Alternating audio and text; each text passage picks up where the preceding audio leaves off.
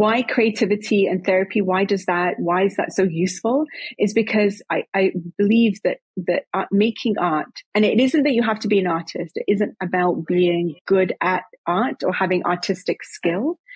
It's based on this idea that all of us have creativity within us. We all have this creative drive.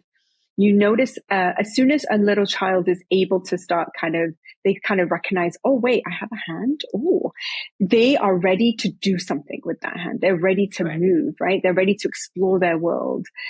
So creativity is something that is inherent in all of us. We are creative beings by design. It's in our DNA.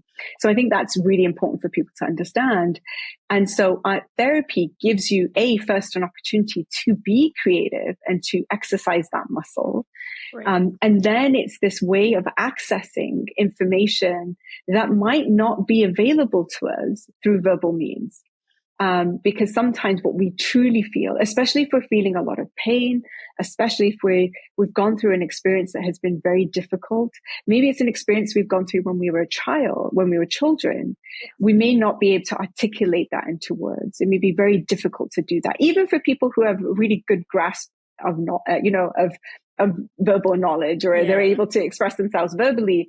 Even for some folks, it can be difficult to do that. And so art becomes this sort of vehicle of expression. It becomes this container for the expression. It becomes a container for the pain, and allows someone to tap into what they're really feeling. And we know this, right? Because we were able to express ourselves. Like, what do we say to people who have had a romantic breakup? They listen to sad songs because it helps them to move through the feelings that they're experiencing. And when there's joyful moments in our lives, whether it's a wedding or a birth, there's always music in those moments. Culturally too, speaking, there's music in all of those moments.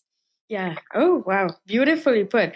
And you said the right thing there when you said you don't have to be creative to express yourself. So when you were explaining this in the back of my mind, I'm like, oh my God, I am the worst at drawing or painting. So how can a person like me be comfortable if I walk into your office and I say, okay, this is my first session. I see a box of crayons, but I suck at drawing. So how would you help me open up if I'm not that creative?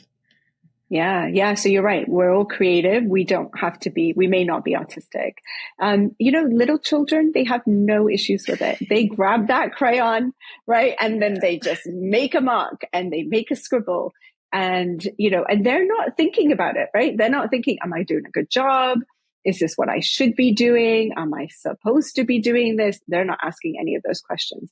They are grabbing that crayon and they are making the mark. So that's the invitation. The invitation is, let's just make a mark.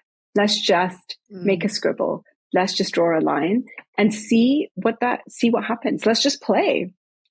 Adults don't often, we almost have to force ourselves to play, right? So play isn't something that's just happening in our everyday. We're so focused on being productive and getting things done, which is useful, but there is that sort of lack of creativity and play. And so for someone who is hesitant, we will design directives and ideas that are going to make you feel comfortable, right? It's sort of going to allow you to just play and try things out and experiment and see what happens. And then we're really curious about, as you're doing that, what's coming up for you.